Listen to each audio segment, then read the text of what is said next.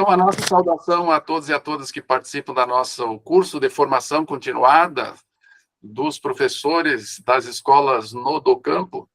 E hoje nós vamos dar continuidade à temática do planejamento coletivo e interdisciplinar. Nós estamos, nesse ano, fazendo um processo de formação que contempla um instrumental teórico-metodológico para a efetivação da educação do campo. A efetivação da educação do campo enquanto modalidade de educação nacional, no sentido de fortalecer, manter e dar condições para que as escolas participantes desse grupo de formação possam desenvolver as suas atividades e construir as suas atividades pedagógicas, desde a relação com a comunidade, o processo de formação docente, o planejamento do processo de ensino e aprendizagem. E hoje nós temos uma temática muito interessante, que é a terceira parte do planejamento coletivo interdisciplinar, que é a prática do planejamento com a auto-organização do ensino e do estudo. Tem uma nova terminologia que está sendo construída pelas referências históricas, construídas pelos movimentos sociais, por inúmeras experiências desenvolvidas nas escolas do campo e também de outras experiências, como as casas familiares rurais. Então, eu passo a palavra para a professora Cecília, vai fazer uma apresentação dessa temática e, posteriormente, então, abrimos para as conversas, para as interpretações, para as contribuições de todos os participantes. Com você, professora Cecília. Olá, boa noite a todos, todas, cada uma. Como vão vocês? A gente sabe das labutas do dia a dia, né? E dos desafios que hoje a gente vive no sentido da modalidade, da dificuldade de a gente planejar como a gente gostaria, né? Mas como a gente se propôs aqui a fazer esse trabalho da sistematização do que a gente já viveu, né? Essas lives é importante lembrar que elas são para sistematizar o que a gente já viveu nesses quase 10 anos, né? Que ano que vem completa 10 anos, né? Ano que vem nós vamos fazer a festa, Neuza, tá? Aquela que nós tínhamos pensado fazer uma festa da Refocar, ano que vem é o ano. São 10 anos, né, de trabalho. A gente está sistematizando, então, num novo caderno, né? A gente vai fazer um novo caderno, eu espero, né, que até o final do ano a gente tenha um caderno novo para as escolas. E essas lives, elas, além de fazer essa formação com vocês, elas querem ouvir vocês. Mesmo que vocês não... Eu sei que a grande parte das escolas não conseguiu aplicar todo o instrumental, né? E aquilo que eu sempre disse, o instrumental não é para aplicar inteiro, o instrumental é para ter uma ideia, uma referência, né? O que a gente pode fazer? A gente pode fazer assim, a gente tem essa ideia, adapta, transforma, mas pelo menos ter uma referência para partir. De onde que a gente parte, né? Não é do nada, então tem uma ideia. Então, a proposta também dessas lives é para isso, né? Para a gente ir sistematizando o que a gente fez.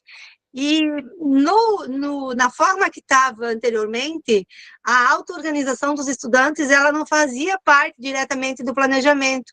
Mas o que a gente aprendeu ao longo desse tempo, né? Que uma das coisas mais importantes em algumas escolas que a gente fez é os alunos participarem da organização dos conteúdos desse jeito de planejar. Porque a gente não esperava, eles gostaram muito de fazer isso, de ter lá no quadro, eu já vou passar ali os cartazes, né, deles terem ali no quadro que eles vão estudar no trimestre, deles irem controlando, né, se eles avançaram nas disciplinas, qual que avançou mais, qual que não avançou, por que não está avançando, e o pedagogo pode ir dialogando com eles. Eles vão adquirindo uma autonomia sobre o próprio estudo deles, e tira um pouco aquele peso do professor de ter que estar toda hora puxando, vamos lá, né? Vamos estudar, vamos fazer, né?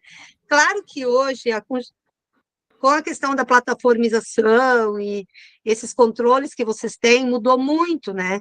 E que isso a gente vai ter que considerar também na nossa escrita.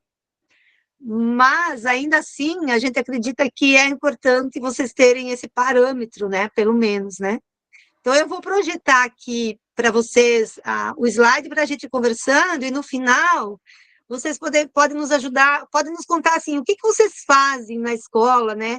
que não precisa ser isso que nós estamos propondo aqui. O que vocês fazem na auto-organização dos alunos? Quer dizer, que coisas que eles têm lá que eles fazem sozinhos, né? Como que é isso? Como que eles fazem, né? Só para a gente conhecer um pouco também como que está sendo a organização de vocês, né? Deixa eu ver aqui.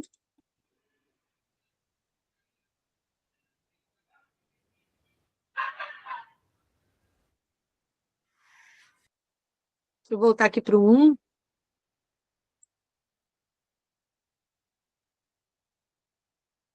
Deu certo, Bruno Amigo? Sim, tá ótimo. Eu não vejo a tela, né? Então, o nosso encontro hoje é o que o professor Bonamigo já falou, né? E eu começo aqui, que é o planejamento, a terceira parte, que é a auto-organização do ensino e do estudo dos estudantes, e daí eu só vou começar retomando. Vocês lembram que a primeira parte do planejamento é aquele momento que a gente vai sentar com as disciplinas de uma série, né? Uma série que vai, nessa série nós vamos conversar sobre quais conteúdos, quais conceitos e quais objetivos, né, a gente tem para aprender, para trabalhar nesse trimestre, né? E aí, conversando sobre isso, a gente constrói 2 ou 3 grupos por série, grupos de professores, né, que têm conteúdos e conceitos que, como se diz, conversam, né, que são próximos na totalidade do conhecimento, né, que dá para fazer atividades, encaminhamentos metodológicos com eles, para aproximar esse estudo, para não ficar cada professor fazendo uma série de atividades sozinho, né? A gente conversou sobre isso.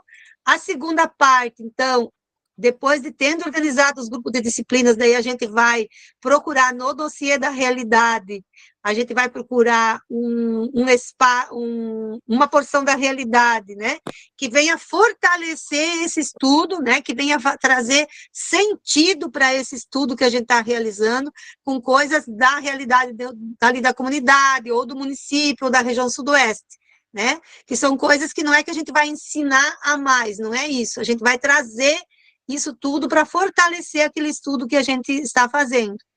E depois disso, então, vem um terceiro momento, que é os encaminhamentos metodológicos, onde a gente pensa, então a gente já tem os conteúdos, a gente já tem a porção da realidade, então agora a gente vai ver o que metodologicamente a gente faz, e quais disciplinas que a gente pode, quais disciplinas que estão se encontrando, que estão conseguindo fazer atividades e ações juntas, né, para depois a gente usar isso lá no círculo de saberes. E hoje, então, a gente vai ver como, então, a quarta etapa, né, não sei se é uma quarta etapa, a gente ainda está vendo como que organiza isso, que é o quê? Como que a gente organiza, então, as turmas para que eles também participem disso, não no sentido do planejamento, participar no sentido de se sentir participante desse planejamento e responsável por esse planejamento, porque esse que é o grande desafio, né? Responsabilizar os adolescentes, os jovens, pelo próprio estudo, para que ele não fique pendurado no professor, pendurado na nota, agora não sei como é que vocês têm os controles ali das plataformas, né? No verdinho, lá que tem que ficar tudo verde, então que ele não fique estudando só por causa disso, mas que ele estude porque ele compreendeu a importância, né? Que é aprender, conhecer e ter apropriação do conhecimento. Aqui eu fiz uma pequena tabela, então, que traz as 4 ações desse momento do planejamento. A primeira ação é quando a gente vai para as turmas e divide as turmas em pequenos grupos, aí vai depender do tamanho das turmas, né? Em grupos de 4, grupos de 3, de 5, de 6, né? Então, a gente vai dividir para que eles possam ir assumindo as atividades de estudo e de ensino, né? O segundo momento, a segunda ação, então, a gente faz um cartaz do planejamento, o planejamento mesmo como os professores fizeram lá, né? E imprime ele com uma letra maior, cola num papel par, num papel desse de bobina, e cola lá na sala, né? Ao lado desse cartaz, a gente vai ter, então, um cartaz das atividades, né? A partir do planejamento, quer dizer, que atividades que a gente tem para fazer a partir desse planejamento. Então, nós vamos fazer uma visita em tal lugar. Tá, e o que que a gente tem para fazer, os alunos têm que fazer para se preparar para essa visita? Ou a gente vai fazer uma atividade, vai ter que trazer de casa materiais, então o que é a responsabilidade deles? E, por fim, há um cartaz onde os alunos, os grupos, eles vão avaliar como que eles estão se comportando, como que eles estão assumindo a sua responsabilidade diante, então, dessa organização trimestral dos estudos, né? Como é que eles estão fazendo? São 4 ações que a gente tem, né? Só lembrando aqui que se a gente pensar um pouco na história da escola, né? Eu não trouxe muito aprofundado aqui, mas só para dizer para vocês, né? Uma referência que a gente tem bem importante na história da escola aqui sobre a auto-organização dos estudantes, onde os estudantes são responsáveis pelo seu estudo, é a Escola da Ponte de Portugal, né, onde os alunos eles são totalmente responsáveis pelo seu estudo. Eles têm, inclusive aqui no Brasil, nós temos uma referência que foi feita aqui na Unioeste, ela era muito baseada na Escola da Ponte, né? E aí nós temos toda a pedagogia da alternância no Brasil também, que ela é um jeito de trabalhar que o aluno tem grande parte da responsabilidade sobre o seu estudo, principalmente o tempo que ele fica em casa. Ele fica em casa, ele tem que estudar e fazer as tarefas, não tem nenhum professor cobrando ele lá, mas ele se responsabiliza, né? Então, na pedagogia da alternância, a gente tem as escolas famílias agrícolas, tem as casas familiares rurais, que vocês conhecem no Paraná, né, que são específicas do Paraná, e temos também as escolas dos movimentos sociais populares, que elas também trabalham com alternância e com uma auto-organização muito forte, né? Por exemplo, lá na Fundep, no Rio Grande do Sul, desde 1990, e depois o ITERRA, né, até hoje, e aqui no Paraná também a gente tem vários lugares que eles trabalham assim. E nós temos as escolas itinerantes do MST no Rio Grande do Sul e no Paraná, e várias escolas de assentamentos que também trabalhavam com a auto-organização nessa perspectiva de os alunos terem grande parte de responsabilidade na organização do seu estudo. Aqui no Sudoeste, então, nós temos uma referência que eu participei, inclusive, no ano 2009, 2010, com escolas do município, municipais aqui de Beltrão, principalmente a escola da Vila Rio Tuna, aqui perto da cidade, que a gente trabalhou muito com a auto-organização. E, eles usaram bastante a Escola da Ponte de Portugal. Né? O professor Clésio, que vocês conhecem aqui da Unioeste, ele esteve em Portugal no doutorado dele e ele conheceu a Escola da Ponte, e aí ele trouxe várias referências de lá para a auto-organização. E aí nós usamos, então, a referência da Escola da Ponte de Portugal e também das escolas dos movimentos sociais populares.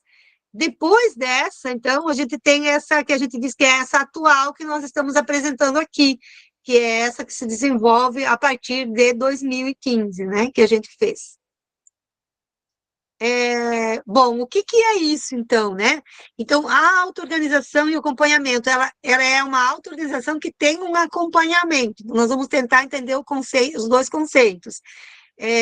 A auto-organização e o acompanhamento, então, ele se desenvolve como uma parte do planejamento da escola, e aqui a gente está dizendo a escola pública do campo, porque a gente adaptou isso para a escola pública, né? Não é a escola dos movimentos, a gente usou essa referência e adaptou. Então, tem ações regulares, instrumentos próprios, produzidos já em diferentes escolas, que vão alcançar, então, em primeiro lugar, o ensino. Então, o que é que os professores, melhor dizendo, do 7º ano vão ensinar nesse trimestre? Está tudo aqui nesse cartaz. O que é que os alunos vão estudar? Aqui a gente está entendendo, depois eu vou explicar, que ensino é uma coisa e estudo é outra coisa, né? E daí, em seguida, vem toda a organização da escola, que vai promovendo um ambiente educativo, né? A auto-organização, então, dá para dizer que ela é o quê? Uma forma de distribuir as responsabilidades sobre o processo formativo educativo que acontece na escola. Então, os professores têm um tanto de responsabilidade, mas os alunos têm outro tanto também, porque eles precisam assumir esse compromisso da sua aprendizagem. E essa responsabilidade, ela é visível, né? Ela é combinada coletivamente, é feita no coletivo, não está ninguém, assim, obrigando ninguém, né? E essas responsabilidades, então, vão ser o quê? Tarefas encaminhadas pelos professores das disciplinas, o estudo que eles têm que fazer nas aulas, a organização da sala, de outros espaços que eles vão usar, tipo a quadra, o saguão, a sala de TV, se é que eles têm, hoje eu acho que não tem mais, né? E etc. E outros momentos coletivos que tem na escola. O acompanhamento, nesse contexto, o que, que é? Então, é uma relação entre pessoas no processo formativo. Então, no processo formativo, é o que vocês fazem na escola, né? Vocês acompanham os professores, hoje muito, né? Acompanham os professores, vocês acompanham os alunos, né? Então, o que, que é acompanhar? A gente avalia, a gente reflete, a gente modifica, comemora os passos dados, comemora o processo que já fez. É porque a escola, ela educa e a educação, ela é um processo que vai durar a vida inteira, e cada pessoa, tanto nós, professores, como os adolescentes, os jovens, né, os agentes, eles estão no processo de desenvolvimento e estão aprendendo o tempo todo. É por isso que tem essa questão do acompanhamento, a gente vai aprendendo com as ações e vai se acompanhando uns aos outros.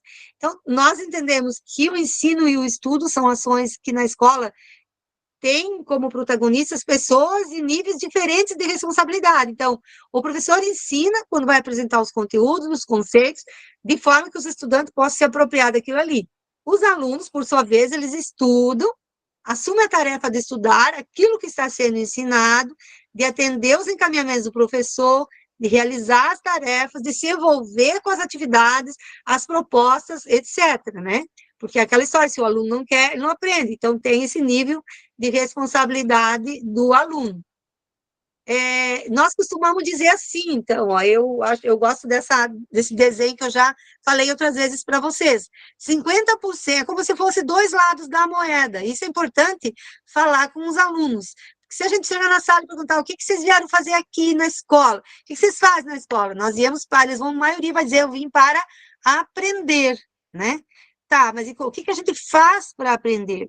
Então, a gente diz que 50% cabe ao professor, que ele vai ensinar o conteúdo, vai explicar, vai fazer um esforço grande para que os alunos compreendam o que é que ele está trazendo, o que é necessário aprender daquela disciplina, e o outro 50% cabe ao aluno, que é estudar, cumprir as suas atividades, as suas tarefas, e assim eles vão aprender, porque metade de cada um vai gerar o resultado de aprender, e nós estaremos cumprindo, então, a função social da escola, né, de socialização do conhecimento, de continuação, de construção do conhecimento. Então, a gente diz que as ações da auto-organização, elas vão efetivando uma relação de ensino, estudo, aprendizagem e desenvolvimento. E aqui, claramente, utilizando o conceito da perspectiva de Vygotsky, né, que é a aprendizagem e desenvolvimento. Então, a gente encaminha muito, esse encaminhamento do planejamento é muito para a gente ir superando aquela cultura da escola, né? Quando a gente tem os alunos que não aprendem, a gente tem sempre um culpado, né?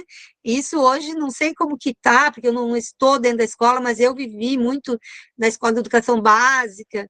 Então, a gente sempre tinha, ou é culpa do estudante, não se esforça, tem preguiça, é relaxado, não presta atenção, vive no mundo da lua, sei lá. Hoje em dia eles têm laudo, então todo mundo é laudado. Ele tem laudo, então tem laudo, tá? Ou é do professor, né? O professor que não ensina, o professor que não tem paciência com os alunos, aquele professor não sei o quê, aquele outro não sei o quê, ou a família, aquela família inteira não adianta, são tudo assim mesmo, eles não aprendem, ou é da realidade, aqui nessa escola é uma realidade. Eu me lembro muito de uma diretora que falou um dia para mim, tu tem que ir lá, porque assim, os nossos alunos são de uma realidade que eles não têm vontade de aprender. A realidade deles, eles não querem aprender, eles não têm vontade, não têm necessidade de aprender. Então, a escola, ela sempre vai achando formas de atribuir a alguém a culpa pela não aprendizagem, né? É uma cultura, entre aspas, da história da escola, né? E a auto-organização, ela vem para trazer uma outra perspectiva, que é da corresponsabilidade. Então, é alguma coisa que vai sendo construída no espaço coletivo. Pode ser que tudo isso que eu falei tenha um pouco de sentido, de significado, e eu acho que tem mesmo, né? Porque as realidades são muito diferentes e temos inúmeros desafios nas escolas, problemáticas diferenciadas, né? Mas, quando você tem a auto-organização e o acompanhamento, você substitui aquela situação em que a gente, ao invés da gente criar saídas novas, a gente fica buscando culpado, né? Então, ó, buscar culpado não resolve nada, né? Nem para entrar no céu, como a gente brinca, resolve tu dizer, mas foi culpa do fulano de tal. Não, não existe. Todos nós temos a nossa responsabilidade, né? Então, na medida em que a gente consegue compreender a escola como um coletivo, que a gente constrói um ambiente educativo, apesar dos desafios, das dificuldades, né, de toda essa história que a escola e a comunidade tem, a gente vai, então, construindo, a gente pode, para isso, para construir isso, usar os instrumentos da auto-organização e do acompanhamento na nossa escola, né? Ah, eu estou vendo aqui que eu não coloquei um desenho, mas eu vou colocar. Outro aspecto da auto-organização, né? Então, ela é também uma forma que leva os estudantes a compreender que, para eles se apropriarem do conhecimento, o processo precisa da ação deles para acontecer isso. Né? Então, assim, eu quero sair melhor esse ano do que eu estava no ano passado. E, para isso, a gente precisa ajudar os alunos, a partir dessa reflexão que a gente vem fazendo da educação do campo, a eles compreenderem que eles precisam colocar novas ferramentas dentro do seu pensamento. Ou seja, eles vão, como o professor e os colegas nos grupos, construir novas ferramentas para poder pensar. Eu me lembrei aqui da Letícia, né? Depois eu quero que a Letícia fale um pouquinho, Letícia, acho que a Letícia está aqui no grupo, daquela história que você falou lá dos nomes próprios, né? Como é que você trabalhou para que eles entendessem a ferramenta do pensamento para entender o que é nome próprio, o que é nome comum, o que é substantivo próprio, substantivo comum.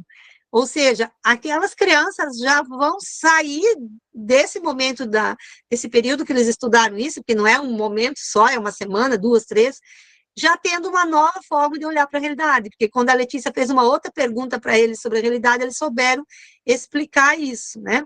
Então, eles precisam compreender que o projeto de futuro deles, da comunidade deles, o sonho da família, está nessa relação, ou melhor dizendo, contém uma relação de conhecimento, que não tem muito outro jeito. E aquilo que eu falo, o outro lado da moeda da auto-organização é o acompanhamento. Então, se a auto-organização não se realiza, ou é uma porção de ações sem sentido, é mais um trabalho para alguém cuidar. Vocês vão dizer, meu Deus, a professora Cecília está trazendo mais um trabalho para nós cuidar. Não, ela vai ser mais um trabalho se ficar como solta, assim, né? A Neuza e a pedagoga dela vão fazer isso na sala e o professor não está nem aí. Não, daí não dá. Daí não dá, tem que ser um coletivo que compreenda, que queira fazer isso e que se desafie a fazer isso na escola. Vamos fazer? Vamos lá. Não precisa ter 100%, mas se você tiver 60%, 50%, tá bom. Tem escola que começa com 40%. Então, porque a auto-organização ela vai puxando o todo para se organizar, né? Então, quando o coletivo da escola compreende por que nós estamos fazendo isso, e que eles compreendem essa tarefa e a responsabilidade que cabe para o professor, aquela responsabilidade que precisa ter o plano de ensino e de estudo organizado, os prazos, as tarefas, atividades, né? A gente vai dizer que tem uma escola funcionando com a auto-organização e o acompanhamento para o ensino e para o estudo. E aqui faltou desenho. Ai, deixa eu ver aqui uma coisa, só um minutinho aqui. Eu quero olhar se eu tenho aqui um que... Aí eu vou descompartilhar, compartilhar. Não? O que eu fiz aqui? Enfim, acho que depois eu vou... É que eu estou com 2 computadores, para mim que eu tinha salvado aqui. Deixa eu só ver uma coisa. Queria mostrar o organograma para vocês, mas eu vou mostrar no final. Deixa eu ver se eu tenho ele aqui, só para ter certeza. Ele não tá. Onde é que ele foi parar? Não sei. Vou achar ele aqui. Não salvou, eu acho. Mas eu vou mostrar depois no final e eu trago para vocês enquanto vocês conversam e eu vou trazer. Continuando, então, aqui, tem as movimentações aqui, né? Seguindo, então, o primeiro passo, o que seria, né? O primeiro passo é os grupos de sala de aula, que era isso que eu ia mostrar para vocês. Então, a gente organiza os grupos de sala de aula, a ideia é que seja grupos fixos, né? para quebrar um pouco com as panelinhas, mas não muito também, né? A gente viveu várias experiências aqui sobre isso, né? Que é aquela coisa assim de você às vezes dividir muito aquele grupo, o grupo que vem lá desde o início eles vêm junto, então eles não gostam que divida muito, mas dá para dividir um pouco, separa um pouco, então a pedagoga e talvez algum professor que é mais próximo da turma consegue fazer uma divisão de grupos no primeiro momento que não seja tão fragmentada, que eles não gostem do grupo. Ui, professora, eu tenho que sentar com fulano.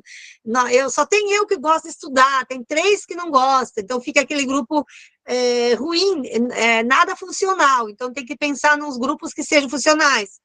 Vocês conhecem os alunos, porque a ideia é o quê? É que um ajude o outro, um puxe o outro. Né? Se tem aquele que faz tudo sempre sozinho e ganha 10 e o que nunca ganha nota nenhuma, os dois vão ter que dialogar para que aquele que ganha 10 consiga também ensinar o que ganha pouco, o que nunca faz nada, e aquele que nunca faz nada, ele consiga aprender com os colegas a como fazer, como se organizar para estudar. Então, o primeiro momento é esse, depois eles escolhem, o segundo passo, eles vão escolher um coordenador e um suplente para coordenar o grupo, que é aquele... Então, hoje com o WhatsApp isso fica bem legal, né? Fica bem gostoso.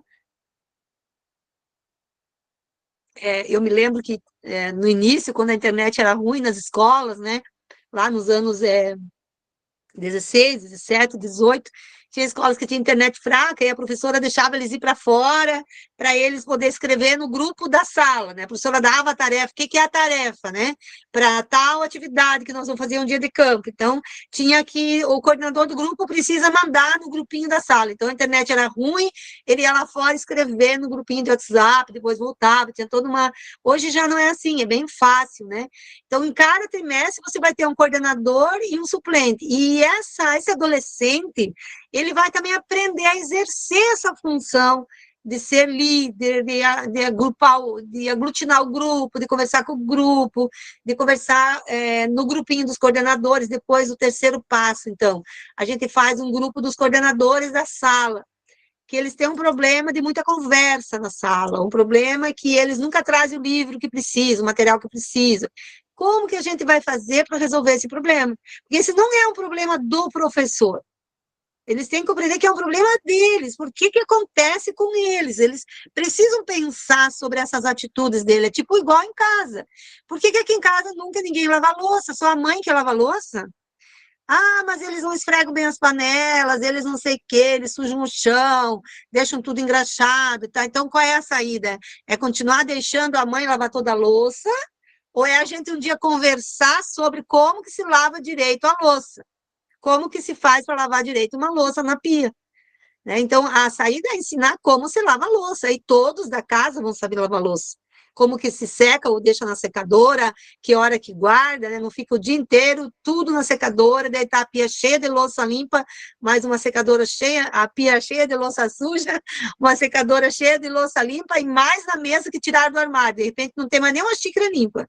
Quer dizer, na sala de aula você tem muitas situações de que eles não sabem como fazer, como se organizar. Eu estou usando o exemplo da louça para dizer, olha, não sabe como se organizar, né? Fica tudo para um fazer. Então, como que aí essa forma de organizar, onde tem os grupos de estudo, tem um coordenador e um suplente, e ainda esses coordenadores se reúnem para conversar sobre os problemas com a pedagoga, ou com o diretor, ou com o professor regente, isso amadurece muitos adolescentes. Quando eles chegam no terceiro ano, eles têm para que eles tenham uma maturidade muito grande e consigam ter bastante autonomia sobre o seu processo de estudo e de conhecimento, né? E essa coordenação dos estudantes, ela tem a tarefa de acompanhar as atividades do cartaz B, né? Nós já vamos ver aqui como que é o cartaz A e o cartaz B. O cartaz A, então, é o cartaz que vai ter o planejamento, que é aquela cópia daquilo que foi feito no planejamento. Então, aqui, ó, a gente coloca tudo no planejamento, não sei se dá para... Tudo no cartaz, desculpa, né? Aqui ele está digitado e só tem um grupo de disciplinas, ó. É o grupo de matemática, língua inglesa e geografia, mas depois para baixo tem todos os outros grupos, né? E esse aqui acho que é do sexto ano, é do primeiro trimestre. Então, mas aqui está feito no computador, mas eu tenho uma outra foto que eu quero depois eu vou pegar ali para mostrar para vocês, que ficou fora aqui, que é de um planejamento colado, assim, que você cola num cartaz o planejamento. Então, aqui, ó, é o que os professores planejaram. E ao lado desse cartaz, daí vai o cartaz B, que está bem feio aqui no meu desenho. Deixa eu esticar ele aqui para ver se a gente... E eu fiz uma letra como se fosse feito à mão, então ele ficou mais ruim ainda para entender. Mas é só para se exemplificar o quê? Por exemplo, ó, lá na geografia, aqui a gente tem os conceitos, espaço, elementos naturais, elementos culturais, paisagem, tempo, lugar, etc. Aqui o que que tem? Aqui tem o planejamento do estudo, as atividades, ó. Fotografar uma paisagem do trajeto da escola na casa. Quem que são os responsáveis? Cada um faz a foto e entrega para o coordenador do grupo. Até quando? Até 21/3, né? O que tem de observação? Organizar no grupo como ajudar os colegas que não têm como fotografar. Isso é bem da realidade de 2017, eu acho que é esse planejamento, que tinha muitos alunos que não tinham celular, então eles não tinham como fazer a foto, como é que faz? Então eles tinham que pensar sobre isso. Olha o outro aqui, trazer um livro didático de geografia para o estudo sobre paisagem. O coordenador do grupo vai lembrar cada um, quando? Dia 28/2, 7/3 e 14/3. O coordenador vai lembrar o grupo. Então, aqui vai seguindo, ó. Se pegar aqui a matemática, vai ter aqui, ó. Deixa eu puxar aqui para cima para a gente ver. Trazer o livro didático para o estudo das figuras geométricas. Cada aluno, que dias? 27/2, 6/3, 13/3 e 20/3. O coordenador vai lembrar no grupo. Pesquisar em revistas, livros e na internet e trazer para a sala de aula imagens de arte e de arquitetura com figuras geométricas. Cada aluno e as professoras de inglês e matemática, que aqui está faltando disciplina aqui. Que dia? 27/3 tem que trazer a pesquisa, certo?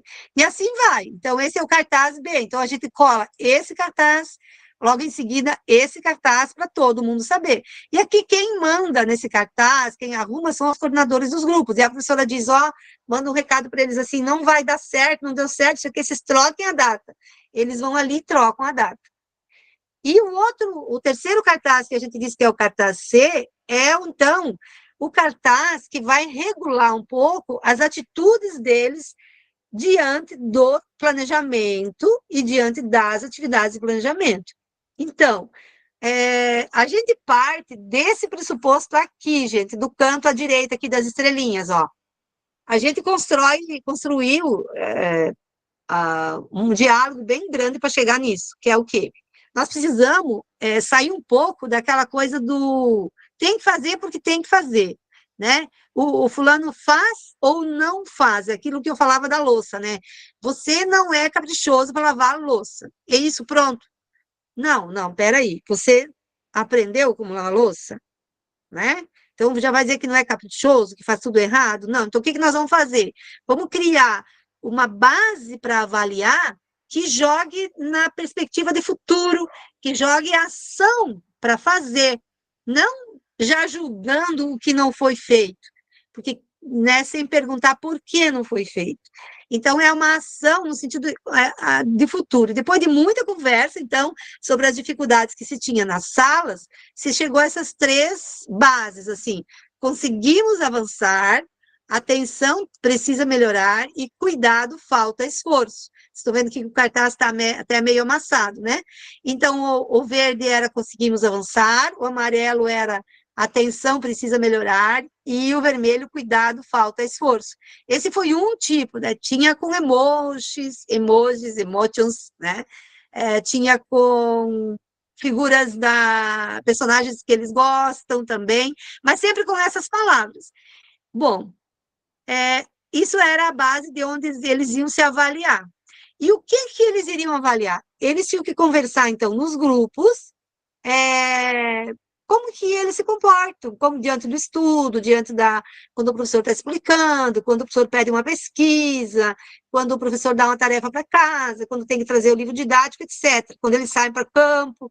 E esse grupo aqui, e eles, então, em cada grupo, eles fazem uma lista dessas coisas, boas e ruins, Depois faz uma assembleia da turma, põe tudo lá no quadro, o professor ou a pedagoga vão ajudar, tá? O grupo 1, o que fez? Grupo 2, grupo 3, grupo 4. Põe tudo lá no quadro, vai aproximando, o que se aproxima, o que não se aproxima, conversa sobre tudo aquilo lá e chega, então, à conclusão de quais são as coisas que nós vamos olhar, que nós vamos avaliar.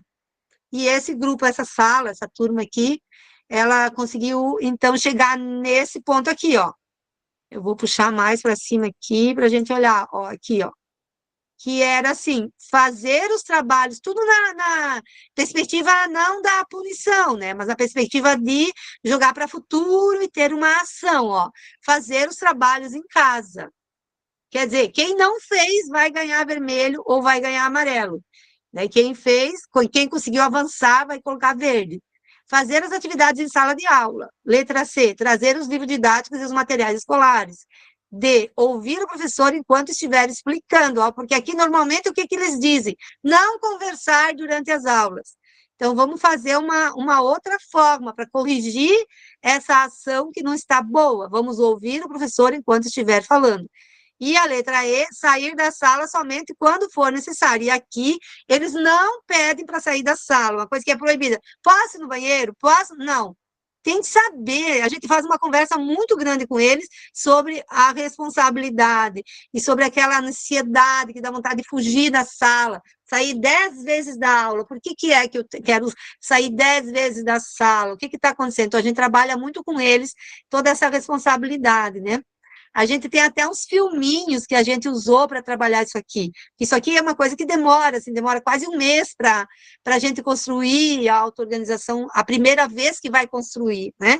Porque tem todo um trabalho que tem que conversar com eles na sala, tem que levar umas metáforas para eles compreenderem, para eles abstraírem, né? E aí até ele chegar a escrever isso que eu estou apresentando aqui, não foi assim de um dia para o outro, né? Aí tem esse cartaz, então aqui vocês podem olhar, cada semana ou cada 15 dias, eles vão fazer essa avaliação final, né? O coordenador do grupo, ele está sempre observando, mas assim, daí os coordenadores da turma param, olham para cada item aqui, fazer os trabalhos de casa. Eles conseguiram avançar? Precisa melhorar? Falta esforço? Aí vai colar aqui nesses quadradinhos, ó, pode ver que eles fizeram bem, tem uns cartazes em umas escolas bem feitos, outros bem mais bonitos, vamos dizer, né? Mas esses aqui foram os próprios alunos que fizeram e alguém escreveu para eles aqui, né? Então, é um cartaz muito simples, assim. Aí eles vão colando as estrelinhas aqui, né? Assim, então, são esses 3 cartazes aqui que, a princípio, fazem a auto-organização para o ensino e o estudo, né? Em relação ao planejamento, né? E aí a gente tem mais 2 aqui, que é o quê? Mais alguns passos, né? Porque daí a gente tem o quê ainda? O 7º passo é a síntese das turmas e avaliação geral na Assembleia dos Estudantes. Então, vocês imaginam, no 3º trimestre, a gente tem aqui uma porção de cores, né? Cada turma, então tem que fechar isso, né? Então a escola tem que se organizar, os alunos vão um dia, eu já vou, enquanto vocês conversam depois, eu vou trazer mais 3 desenhos aqui, que eu não sei porque na hora eu não pensei, não queria fazer muito longo, e eu não pensei que seria bom a gente olhar, para mostrar como que algumas escolas fizeram, né? Então vai, por exemplo, assim, o 7º ano, ele tem muito falta de esforço. Nossa, ficou tudo vermelho quase. O 6º não, está avançando bastante. O 9º ano está mais no amarelo, né? Ou está no equilibrado, o 8º ano está no equilibrado.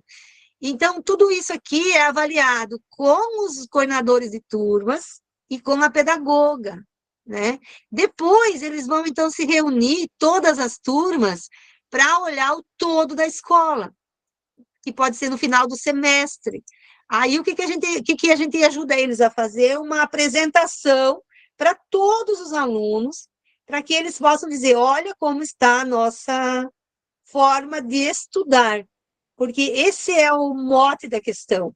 Não é assim, como estamos nos comportando, como está a nossa nota. Não, não é isso, é como estamos estudando. Porque vira e mexe, assim, eles estão, principalmente no campo, né? A gente pode usar muito isso, né? O pai e a mãe estão lá em casa dando um duro lá no serviço. Quase que, eu acredito que 90% dos pais, das mães, estão em casa trabalhando, né? Pode ser que tenha pessoas, a gente sabe que não trabalha, fica esperando outra coisa, mas, né, 90 no mínimo, 90% trabalha. E vocês têm meio dia durante 8 anos ou 11 anos para estudar. Então, o que você precisa construir dentro de você, como adolescente, como jovem, para estudar? Porque estudar é trabalhar, é um trabalho. E aí que vem a questão da organização, né, gente? Porque quando a gente ajuda eles a se organizarem para estudar, que não é estudar porque é obrigado, porque vai ficar verde lá no BI, ou na prova, ou não sei onde, na prova Paraná, vai fazer boa nota, mas quando a gente ajuda que o estudante possa se organizar, ele vai também estar pensando, aliás, nós estamos também construindo as condições para que ele aprenda a trabalhar, né, a ter responsabilidade em relação ao trabalho, porque estudar é trabalhar. Então, o 7º passo seria esse fechamento, né, da auto-organização. E aí a gente tem mais 2 passos, que tem escolas que fizeram, outras não fizeram. E algumas fizeram só isso também, né? Tem escola que fez só os coletivos de estudantes. São grupos daí que a gente pode organizar para outras ações de auto-organização, para melhorar o ambiente educativo da escola. Então, eu não coloquei aqui, mas é coletivo para cuidar do lixo da escola, para cuidar do recreio, para fazer o jardim, para fazer a horta, tinha uma época que tinha sala de... Hoje não tem mais, porque vocês têm as TVs, né? Mas tinha a sala de vídeo, a biblioteca, enfim... Acho que são 10 tipos de coletivos para aproveitar o papel reciclável. A gente teve uma experiência muito bonita num colégio, né? E tem pessoas que vão na escola ensinar como desmanchar o papel e reaproveitar o papel, fazendo pastas, estojos, caixinhas para presente, né? Então, eles tinham essa responsabilidade de aproveitar o papel. Tem também um coletivo que pode cuidar do lixo orgânico, né? Que vai, então, fazer as compostagens para a horta, para o jardim. Então, dá para fazer vários coletivos. E aí tem um determinado... Eles têm toda uma organização, saem um pouco para a limpeza da sala também, para não deixar tudo bagunçado, para quando as agentes vêm fazer limpeza, está tudo muito ruim, tudo muito feio, né? Enfim, dá para fazer vários coletivos, e a gente pode ter também na escola o coletivo de acompanhamento da escola pela comunidade, que é o quê? É um grupo de pais, professores, moradores da escola, antigos professores, pessoas das comunidades que têm essa preocupação com o futuro da juventude, né? Com o não fechamento da escola, com as estradas, enfim, com o espaço da escola, né? Essas coisas todas que a gente pode fortalecer isso na escola para que eles venham e a gente converse sobre estratégias de como melhorar e como manter a escola funcionando. Nós temos algumas escolas que já têm isso, só não com esse nome. Por exemplo, se pegar lá na escola da São Jorge, lá da Rosângela, né? Vocês têm um coletivo muito bom de pais e mães e professores, né? A escola do município, vocês, que se organizam, né? Eu lembro aqui da escola também lá de Nossa Senhora Aparecida, de Tropinzinho, né? O Paulo Freire aqui. Então, são várias escolas que têm esse coletivo muito forte e que a gente só não chama com esse nome, mas é um coletivo que acompanha a escola, né? Que sabe tudo o que está acontecendo na escola. De modo geral, é isso. Eu vou, então, colocar a pergunta aqui, né? O que o processo realizado nas escolas, com a auto-organização e acompanhamento para o ensino e o estudo, tem ensinado sobre sua prática para nós, ou o que vocês fazem nas suas escolas que pode ser chamado de auto-organização e acompanhamento e tal, né? Aí a gente poderia agora compartilhar um pouco isso para a nossa sistematização aqui. Enquanto isso, o professor Bonamigo vai me ajudando a coordenar, eu vou só localizar as 2 imagens, Bonamigo, que eu quero mostrar para elas aqui, que ficou perdida aqui, não sei, de um computador para outro, se perdeu. Sim, Vamos professora. lá, quem vai ser primeiro que vai falar? Então, como que se dá essa forma de auto-organização ou a participação dos estudantes das escolas no processo pedagógico, chamado pela professora Cecília, o processo de ensino e de estudo dentro dessa proposta que inclui esse planejamento pedagógico. Então, fiquem à vontade para colocar experiências ou também as percepções de vocês Em relação a isso que a professora Cecília falou, desde contribuições, esclarecimentos, perguntas, contribuições, são muito significativas para enriquecer o debate. Então, fiquem à vontade. Quem gostaria de começar?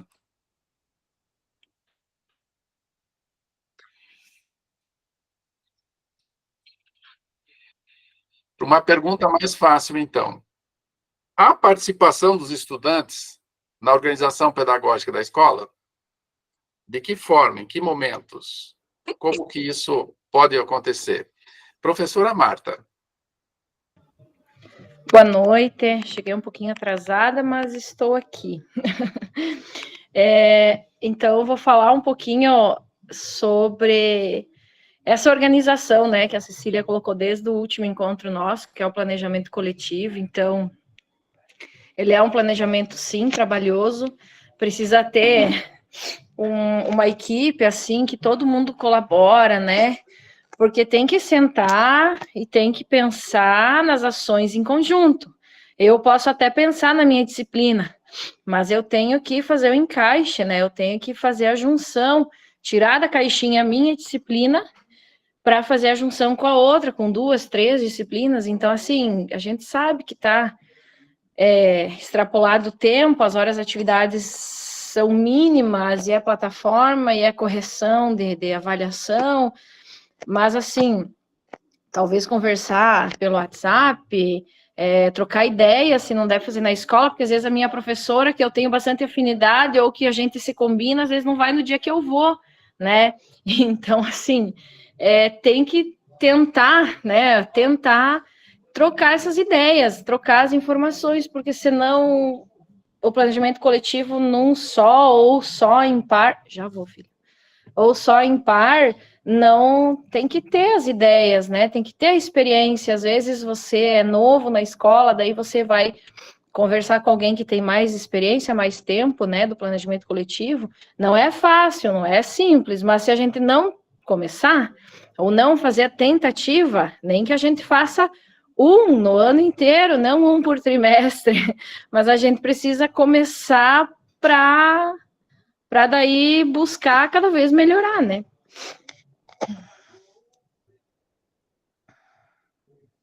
Sim, professora Marta, a ideia é que o professor, a professora, não fique sozinho no processo de planejamento.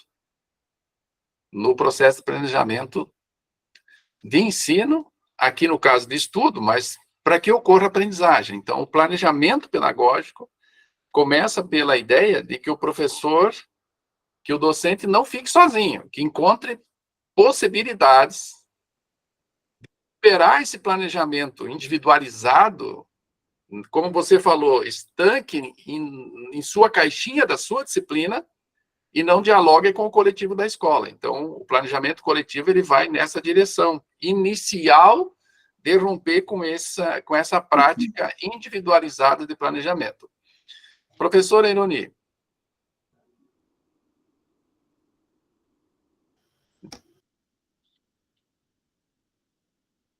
Liga. Isso.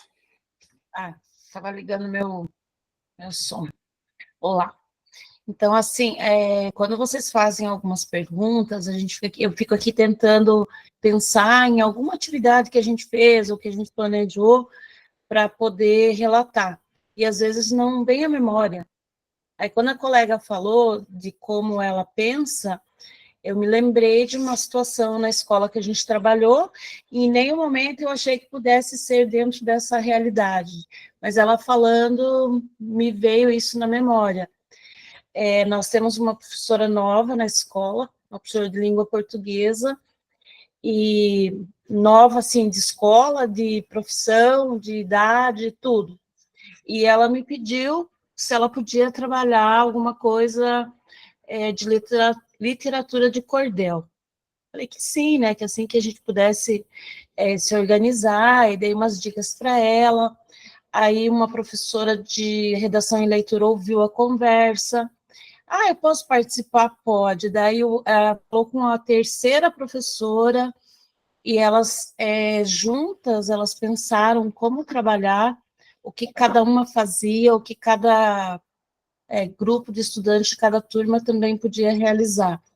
E isso demorou umas 2 semanas, porque até se organizar, e os alunos ajudaram a fazer os cartazes, isso demora um pouco, organizaram o espaço, e eles apresentaram para toda a escola, e foi um trabalho lindo, muito bonito, a professora ficou muito feliz, nós também, e os alunos aprenderam. E hoje eles estavam fazendo a prova, e tinha conteúdos relacionados à literatura de cordel, e eles lembraram. Foi, assim, muito gratificante. E, às vezes, eu penso, assim, que a gente faz isso no dia a dia, a gente só não entende que é dessa forma, a gente só não registra que isso foi um trabalho coletivo, que um professor se envolveu na disciplina do outro, e que o resultado foi positivo.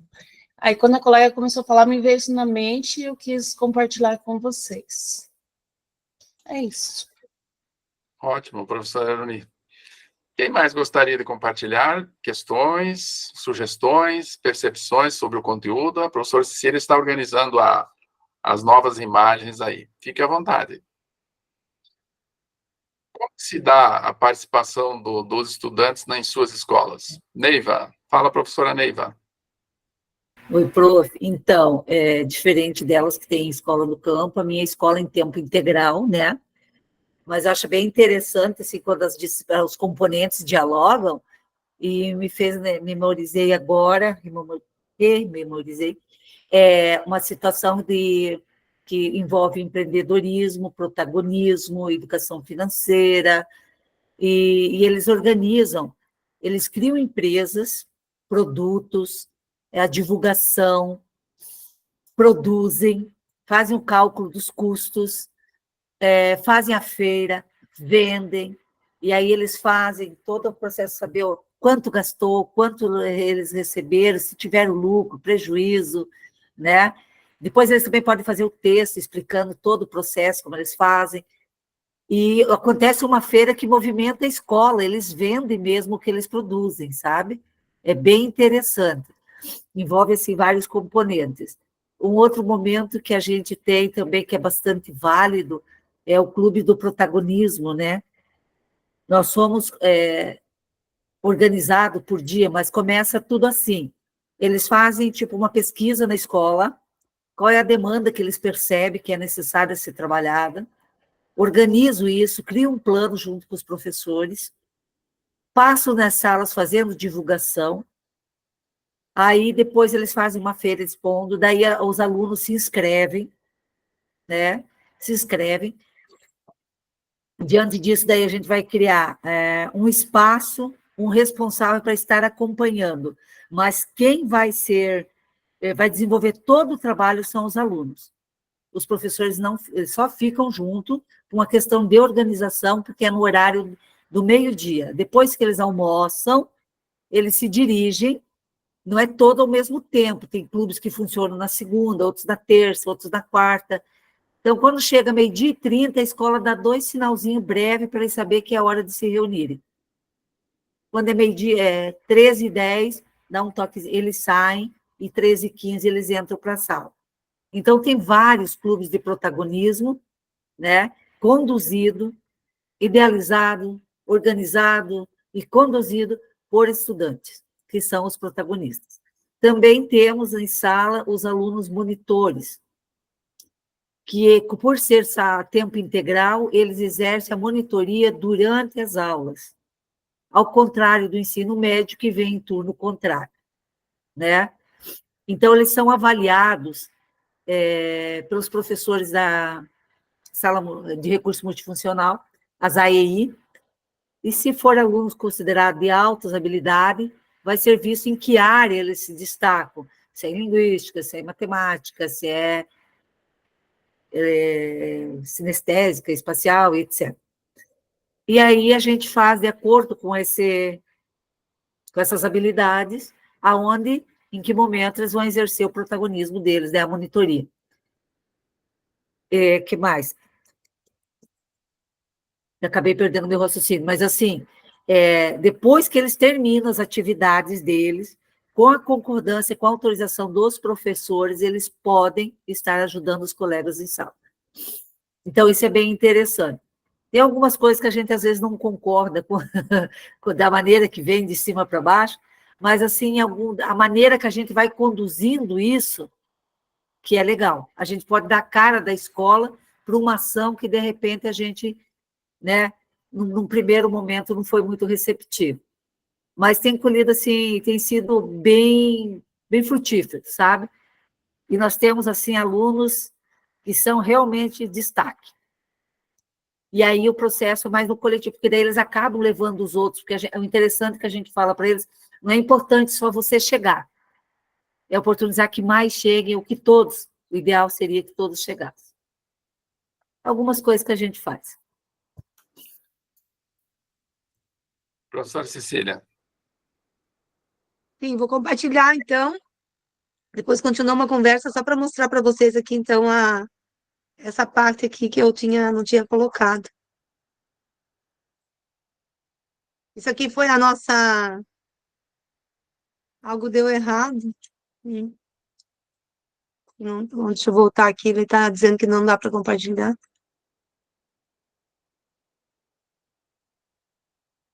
Já viu, ele disse que deu... Não, algo deu errado ao compartilhar a sua tela. Olha isso. O que eu faço? De novo, então, vamos lá.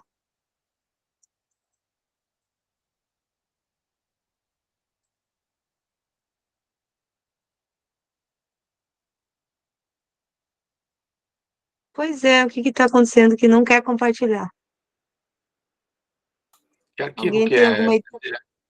Que arquivo que é? É a mesma tela, bom amigo. Deixa só eu fechar e abrir.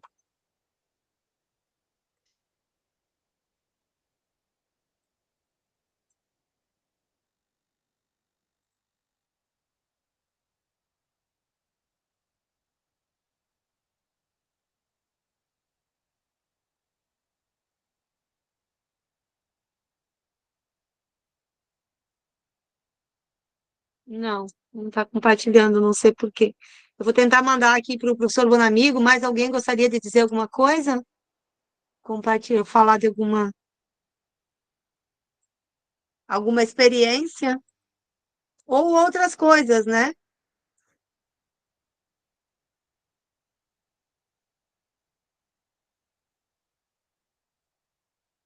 Que vocês queiram trazer agora, né?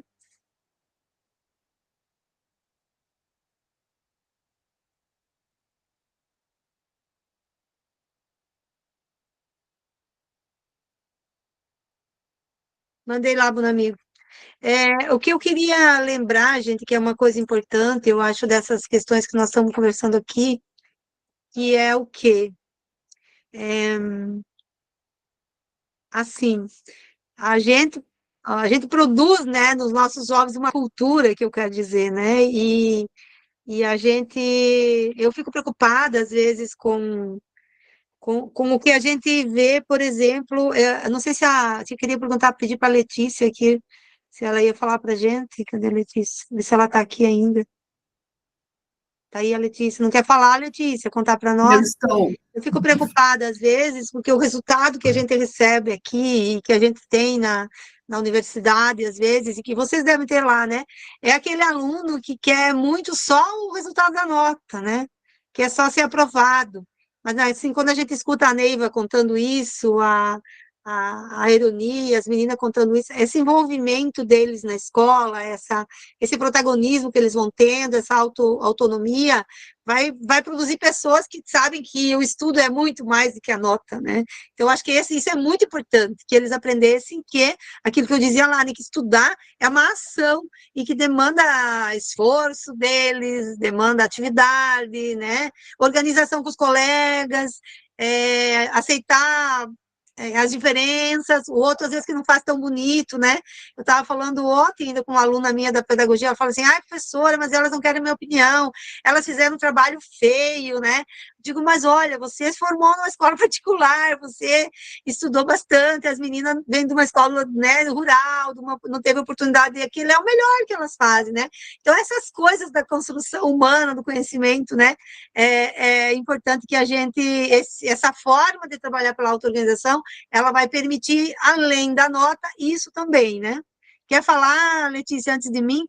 Conta lá aquela experiência que você trabalhou e que depois você cobrou e eles sabiam dizer, né? Eu falo então, vocês estão me ouvindo bem? Sim. Então, boa noite a todos e a todas. Eu sou a professora Letícia, sou orientanda da professora Cecília, estou no mestrado e eu trabalho na Escola Municipal Irmão Cirilo. E aproveitando já também, né, que eu vou falar do trabalho que eu faço com meus alunos, que de certa forma a gente usa um pouco a auto-organização, mas é para algo bem específico, que é para eles acompanhar a tarefa, né, que é uma dificuldade bem grande a tarefa, e eu me sentia muito mal nesse sentido de ficar cobrando sempre eles. Ai, por que você não fez a tarefa? Tal data tem que entregar a tarefa. E aí a gente fez, né, um cartaz em que eles acompanham a tarefa, a gente cola lá a data que eles têm que entregar a tarefa, e eles vão lá e colam uma carinha, né? E é esses emojis que a prof falou. Quando eles entregam a tarefa no dia, eles vão lá e olham, eu entreguei, então eu vou colocar aqui a figurinha nesse dia. E a questão que a prof fala do trabalho que eu fiz com eles é também no planejamento, quando a gente vai destacar os conceitos, né? Eu queria aproveitar esse momento para falar para vocês que é difícil também, e eu falei isso na formação que a gente fez com as profs lá na escola, que tem a ver com a minha pesquisa, que geralmente quando a gente vai ensinar, mesmo que a gente estude muito, se volte para a teoria, algumas vezes a gente acaba indo para como a gente aprendeu, ou para a prática, para como a gente vê que geralmente é feito. E aí, quando eu estava indo ensinar a trabalhar com meus alunos nome próprio e nome comum, eu pensei assim, estava sentada no planejamento, eu pensei, vou começar a minha aula trazendo um textinho para eles, definindo o que é nome próprio e nome comum. Aí eu parei e pensei assim, nossa, mas eu estou estudando que não é assim que faz. Que eu não tenho que trazer o conceito pronto para os alunos, que isso eles vão ler ali, né? Não vou fazer a elaboração do conceito, e eles não vão se apropriar. Tudo bem, em algum momento da aula, você trazer, né, esse textinho, conceituando para eles, mas você não começa assim, porque você não pode dar o conceito para eles, tanto que nem vai ser um conceito, vai ser só uma frase ali que eles vão decorar, ou talvez nem isso, vão memorizar, vão ler ali, e depois não vão usar mais. E aí, outra coisa, assim, que para falar para vocês sobre isso de destacar os conceitos e de trabalhar pensando no ensino de conceitos, a gente pensa que isso vai ser rápido, né? Que em 1, 2 aulas a gente vai conseguir fazer com que os alunos façam essa elaboração conceitual ou que se apropriem do conceito e usem ele como ferramenta do pensamento. Mas não é assim, demora. E com os meus alunos, eu percebi isso com uma turma de 5º ano, né? Que lá onde eu trabalho são os anos iniciais do ensino fundamental. Eu percebi isso porque eu fiz planejamento, e no meu planejamento eu pensei assim, 2 aulas vai, né? Eles vão se apropriar do conceito, vai ser bem legal. Mas não foi. E eu fui alongando, e isso, mas assim, em 2 semanas foi bem legal. A gente fez todas as atividades que eu fazia era pensando em como fazer eles operarem com esse conceito, né? Aí a gente fez recorte, leu letra de música, mas sempre pensando que o meu objetivo era ensinar o conceito, né? Usava a música, mas no fundo estava lá o conceito, nome próprio, nome comum. Fazia atividade de recorte, mas lá no fundo, assim, o objetivo daquela atividade de recorte era o ensino do conceito nome próprio e nome comum. E aí foi, e como que eu vi que eles se apropriaram do conceito? No dia do desfile de 7 de setembro, a gente estava passeando na cidade e a gente passou aqui em Francisco Beltrão, perto da madeireira do Ângelo Camilotti. E eles comentaram alguma coisa da madeireira que a gente estudou sobre ela, né, que tem a ver com o Ângelo Camilotti, tem a ver com a história da escola que eles estudam, né, do assentamento Missões ali. E eles comentaram, olha, aqui não é a madeireira do homem que a gente estudou? E eu falei, sim. E eu perguntei para eles, e Ângelo Camilotti, é nome próprio ou nome comum? E eles foram me respondendo, aí eu perguntava, passava na rua, nome de rua, perguntava se era nome próprio ou nome comum. Tinha um carrinho do açaí lá. E aí tinha açaí, sorvete, perguntei se era nome próprio ou nome comum. E aí foi bem engraçado, porque quando a gente estava estudando, a gente viu que, quando é nome próprio, a gente escreve com letra maiúscula, está no meio da frase. E aí eu perguntei para eles, mas olha aqui, açaí, sorvete, está com letra maiúscula, e não é um nome comum? Aí eles, prof, é porque é começo de frase, né? E foi muito engraçado, assim, mas nisso, né, numa brincadeira ali, passeando, conversando, eu fui percebendo que eles se apropriaram do conceito, né? Mas, assim, não é algo que acaba ali, né? Continua, assim, eu posso retomar outro dia, continuar trabalhando com eles, mas só para dar uma animada em vocês, assim, que é isso, né? E é um processo, essa elaboração, ela não é, assim, do nada, né? Não é assim que ela acontece. é um processinho, leva um tempinho, mas quando a gente pensa que, quando a gente vai trabalhar com eles, fazer uma atividade, o foco, assim, o objetivo principal tem que ser o ensino ali de um determinado conceito, fica mais fácil. Obrigada, Letícia, contando para nós um pouco a tua experiência. Então, aqui tá, gente, um pouco, tá? Estão vendo? Estão conseguindo ver?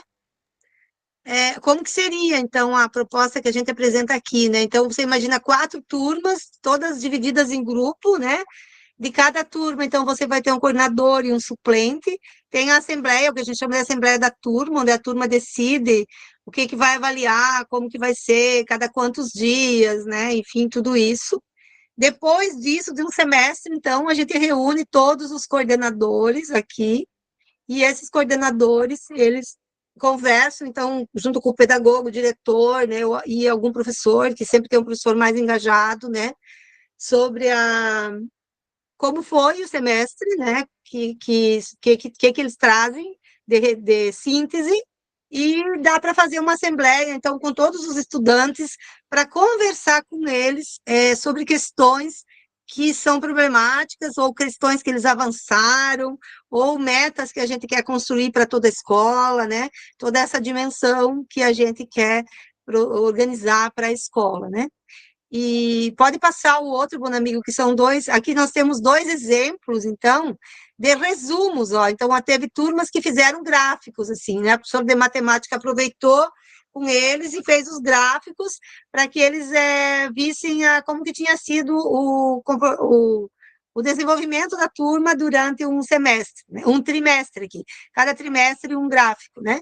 E também teve turmas, pode descer, bom amigo, aí, que daí eles fizeram um texto escrito, eles fizeram uma ata, ó, sobre como tinha sido, então, o desenvolvimento deles no trimestre. Eles anotaram, escreveram, resumiram, né, fizeram isso para também levar para a Assembleia Geral e fazer a leitura lá na Assembleia Geral do desempenho da turma, né?